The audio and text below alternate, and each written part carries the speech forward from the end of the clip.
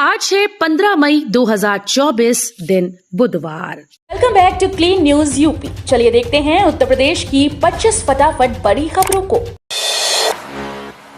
बच्चों को पढ़ाने वाले सरकारी अध्यापकों का अब होगा मूल्यांकन, पढ़ाते समय क्लासरूम की होगी रिकॉर्डिंग। प्रदेश के परिषदीय विद्यालयों में शिक्षण व्यवस्था में किए जा रहे सुधार के क्रम में अब बच्चों के साथ ही शिक्षकों का भी मूल्यांकन होगा। बेसिक शिक्षा विभाग शिक्षकों के पठन पाठन के तरीकों की 5 मिनट की वीडियो रिकॉर्डिंग कराएगा। इसका डाइट स्तर पर मूल्यांकन होगा। वहीं जिन शिक्षकों के पढ़ाने के तरीके आदि में कमियां होंगी उसमें सुधार के लिए भी काम किया जाएगा। पूर्वांचल का पहला बस अड्डा बनेगा वाराणसी का कैंट, खड़ी होंगी 1000 बसेस। उत्तर प्रदेश राज्य सड़क परिवहन निगम वाराणसी परिक्षेत्र का अंतर्राज्यीय कैंट बस अड्डा अत्याधुनिक बनाया जाएगा। पूर्वांचल का ऐसा पहला बस अड्डा होगा जहां एक साथ 1000 बसेस खड़ी हो सकेंगी। बस अड्डे का विस्तार होना है। क्षेत्रीय कार्यशाला और काशी डिपो का कार्यशाला हरहुआ स्थित वाजिदपुर में शिफ्ट होने के बाद बस अड्डे का कायाकल्प होना है। कानपुर गाजियाबाद मार्ग पर आने वाले 9 जिलों के लोगों को यात्रा की सुविधा मिलेगी। उत्तर प्रदेश में एक्सप्रेसवे का नेटवर्क लगातार बिछाया जा रहा है। उत्तर प्रदेश एकमात्र ऐसा राज्य है जहां सबसे अधिक 14 एक्सप्रेसवे हैं। पूर्वांचल से पश्चिम की ओर सड़कों का नेटवर्क बढ़ाया जा रहा है। वहीं दिल्ली एनसीआर के शहरों के लिए हाई स्पीड सड़कों के निर्माण का काम चल रहा है। इसमें Delhi Meerut expressway, Delhi Haryana expressway, Delhi Ghaziabad expressway और दिल्ली गाजियाबाद एक्सप्रेसवे शामिल हैं। नोएडा इंटरनेशनल एयरपोर्ट को दिल्ली एनसीआर से जोड़ेगी नमो भारत ट्रेन। इस दिन से शुरू होगा निर्माण। नमो भारत ट्रेन को लेकर नया अपडेट सामने आया। नोएडा इंटरनेशनल एयरपोर्ट को गाजियाबाद से जोड़ने के लिए नमो भारत रेल का निर्माण दिसंबर से शुरू हो जाएगा। इसको लेकर प्रदेश सरकार की ओर से केंद्र को प्रस्ताव भेजा जाएगा। आपको बता दें कि नोएडा इंटरनेशनल एयरपोर्ट की अक्टूबर के पहले हफ्ते से शुरू होने की उम्मीद जताई जा रही है। बिजली उपभोक्ताओं को अब सिक्योरिटी पर मिलेगा ब्याज, बिल हो जाएगा कम। उत्तर प्रदेश के 3.30 करोड़ विद्युत उपभोक्ताओं के लिए अच्छी खबर है। उपभोक्ताओं को उनकी जमा सिक्योरिटी पर वर्ष 2023-24 के लिए 6.75% की दर से ब्याज मिलेगा। ब्याज की धनराशि उपभोक्ताओं के बिजली बिल में समायोजित की जाएगी। मई और जून के बिल में उपभोक्ताओं को ब्याज की धनराशि कम कर बिजली बिल कंपनीज जारी करेंगी। विद्युत अधिनियम 2003 में दिए गए प्रावधानों के तहत उपभोक्ताओं को प्रत्येक वर्ष उनकी जमा सिक्योरिटी पर मिलने वाले ब्याज को देने का आदेश पावर कॉर्पोरेशन प्रबंधन ने जारी कर दिया। यूपी के हर जिले में होगी रसोई मसालों की जांच। खाद्य आयुक्त ने दिए अभियान चलाने के निर्देश। हांगकांग और सिंगापुर द्वारा भारत के कुछ रसोई मसालों पर प्रतिबंध के बाद प्रदेश में जांच अभियान छेड़ा गया है। ऑस्ट्रेलिया ने भी मसालों की जांच शुरू कर दी। गंभीरता को देखते हुए यूपी के सभी छोटे बड़े रसोई मसाला निर्माताओं की फैक्ट्री से सैंपल सीज कर किए जाएंगे। हर जिले में जांच के निर्देश खाद्य आयुक्त ने दिए हैं। सभी सैंपल्स की जांच देश की विभिन्न लैब से कराई जाएगी। इन मसालों में खास तौर पर घातक एथिलीन ऑक्साइड कीटनाशक की जांच होगी।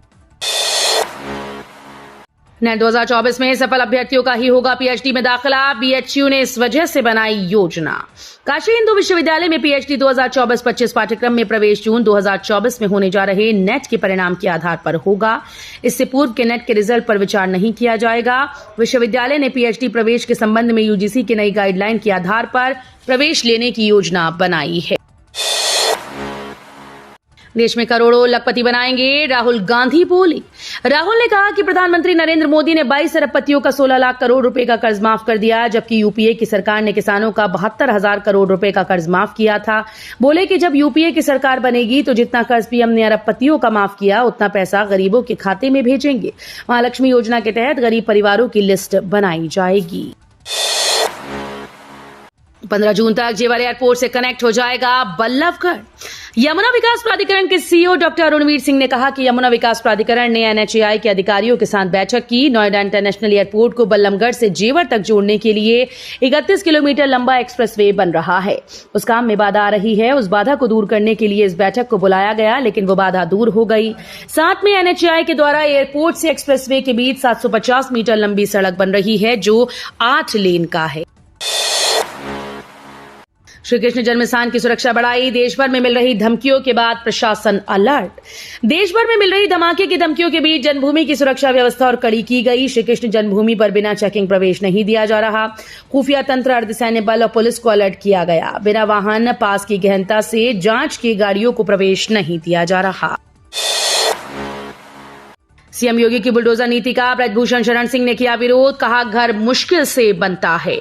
लोकसभा चुनाव के बीच उत्तर प्रदेश की कैसरगंज सीट से बीजेपी सांसद ब्रजभूषण शरण सिंह का एक ऐसा बयान सामने आया जिसे लेक कयासों का दौर शुरू हो गया है।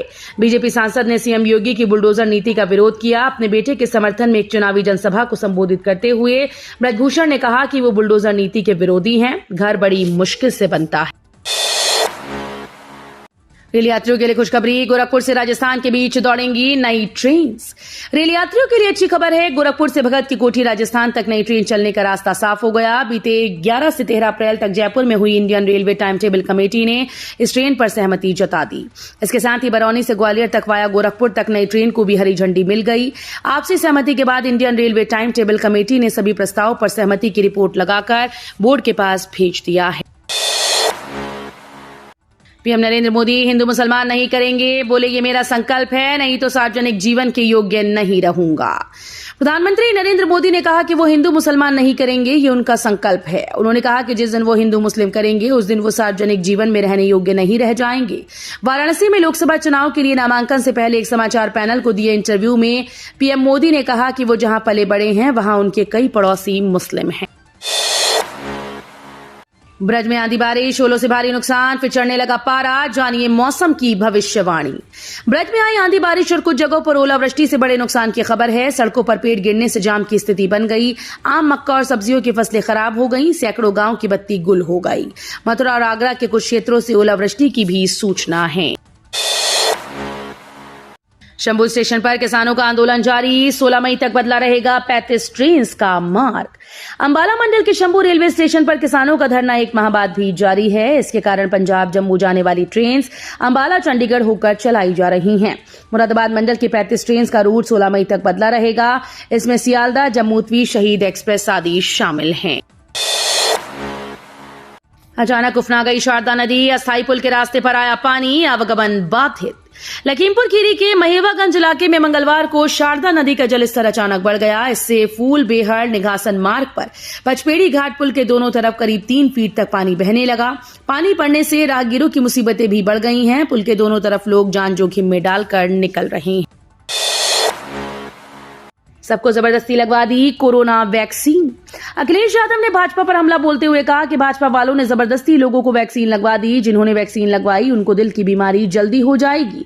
सब दवाइयां महंगी हो गई, गरीबों को इलाज नहीं मिल रहा। हम गरीबों के लिए राशन की गुणवत्ता बढ़ाएंगे, मात्रा बढ़ाएंगे और आटे के साथ डेटा भी मुफ्त देंगे।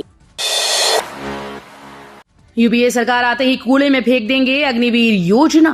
कांग्रेस के पूर्व राष्ट्रीय अध्यक्ष राहुल गांधी ने कहा कि केंद्र में यूपीए की सरकार बनते ही अग्निवीर योजना को कूड़े में फेंक देंगे।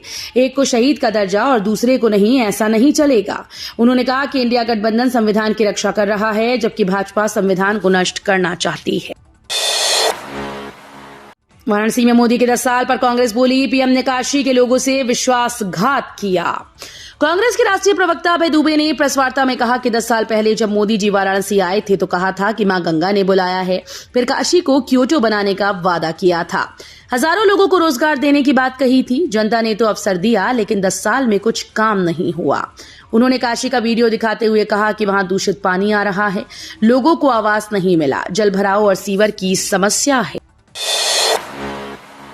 ग्रेटर नोएडा वेस्ट में अगले महीने शुरू हो जाएगा 4 मूर्ति अंडरपास का काम। शाहबेरी में बनेगा फ्लाईओवर, नहीं लगेगा जाम। दो खुशखबरी आई सामने। ग्रेटर नोएडा वेस्ट के लोगों के लिए खुशखबरी है। यहां के लोगों को सुबह शाम 4 मूर्ति गोल चक्कर पर लगने वाले जाम से जल्द ही राहत मिलने वाली है। ग्रेटर नोएडा वेस्ट के संबंध में सबसे अच्छी खबर यह है कि यहां पर व्यस्त चौराहे पर अंडरपास बनाया जाना है। इस यानी जून में शुरू हो जाएगा। चलिए जानते हैं।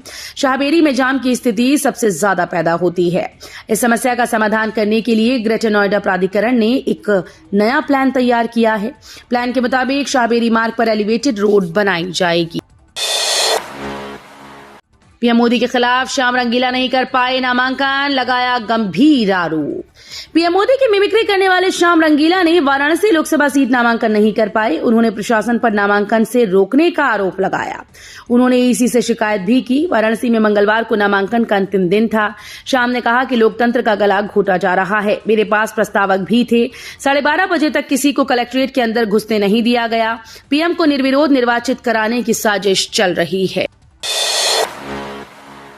हाईटेक सिटी में यूपीपीसीएल ने लगाए पुराने जंक्शन बॉक्स, निवासियों ने किया विरोध। नोएडा हाईटेक सिटी के नाम से जाना जाता है। यहां पर सभी सुविधाएं नई टेक्नोलॉजी के इस्तेमाल होती हैं। ऐसे में यूपीपीसीएल बढ़ती गर्मी को देखते हुए 24 घंटा बिजली देने का दावा कर रही है।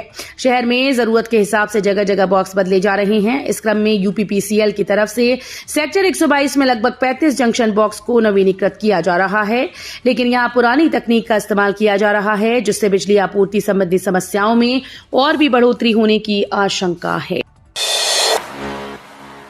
गाजियाबाद में स्पाइस जेट एयरलाइंस पर लगा जुर्माना। गाजियाबाद के रहने वाले एक शख्स ने स्पाइस जेट एयरलाइंस के खिलाफ उपभोक्ता फोरम में शिकायत दर्ज कराई थी। बताया गया कि उन्होंने स्पाइस जेट एयरलाइंस से दिल्ली से सीधे चेन्नई के लिए टिकट बुक कराया, लेकिन यात्रा से पहले ही एयरलाइंस ने फ्लाइट का रूट बदल दिया। इससे पीड़ित और उनके परिवार को 3 घंटे का सफर 16 घंटे में तय करना पड़ा। इस मामले की सुनवाई करते हुए फोरम ने एयरलाइंस पर 20,000 रुपए का जुर्माना ठोका। इनकम टैक्स विभाग ने एआईएस फॉर्म में जोड़ा नया फीचर। आयकर विभाग ने कहा कि उसने सालाना सूचना ब्यौरा में नई विशेषता जोड़ी है। इस नए फीचर के जरिए करदाता सूचना पुष्टि प्रक्रिया की स्थिति को देख सकेंगे, यानी उन्हें पता चलेगा कि किसी ट्रांजैक्शन पर उनके कमेंट के बाद उसका क्या स्टेटस है। एआईएस कई सूचना स्रोतों से प्राप्त वित्तीय आंकड़ों के आधार पर तैयार किया जाता है। ये करदाता के बड़ी संख्या में वित्तीय लेन देन का विवरण प्रदान करता है। इलाहाबाद विश्वविद्यालय की मार्कशीट पर अब होगा क्यूआर कोड। इलाहाबाद विश्वविद्यालय और संबद्ध कॉलेजेस से पढ़ाई कर रहे विद्यार्थियों के लिए अच्छी खबर है। अब उनकी मार्कशीट पर क्यूआर कोड होगा। इससे छात्र छात्राएं दुनिया के किसी भी हिस्से में अपनी मार्कशीट का सत्यापन कर सकेंगे।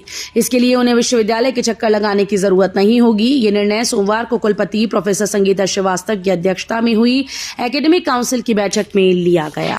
तो ये थी आज की 25 फटाफट बड़ी खबरें। अगर आपको न्यूज पसंद आई हो तो वीडियो को लाइक और शेयर जरूर करें। धन्यवाद।